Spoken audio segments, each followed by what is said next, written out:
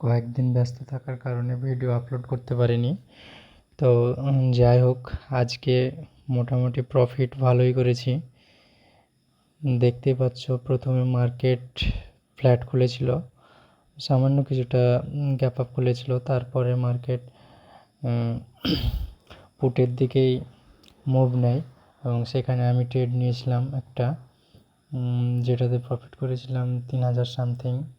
এবং তারপরে পরে আরেকটা কলে ট্রেড নিয়েছিলাম, যেখানে আমার প্রফিট হয়েছিল ভালোই, কিন্তু সে প্রফিটটা বুক করতে পারিনি। মোটামুটি 1800 টাকা মতো বুক করেছিলাম। দেখতে পাচ্ছ তোমরা, মার্কেট যেভাবে নিচে এসেছিল ঠিক সেভাবে মার্কেট উপরে গিয়েছিল। প্রথমে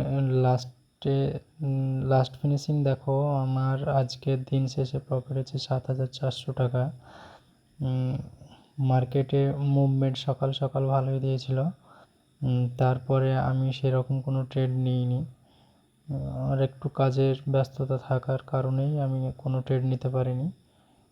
তো যাই হোক, তারপরে পরেই আমি ট্রেড বন্ধ করার পরে মার্কেট প্রায় অনেকটা সাইড হয়ে গেছিলো। দাঁড়াও, আমি চারটা একটু 5 মিনিটে নিয়ে আসি।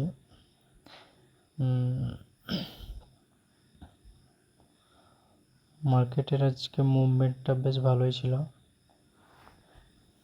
তো আজকাল বেশিরভাগই মার্কেটের তোমার সকাল সকাল মুভমেন্টটাই পাওয়া যাচ্ছে।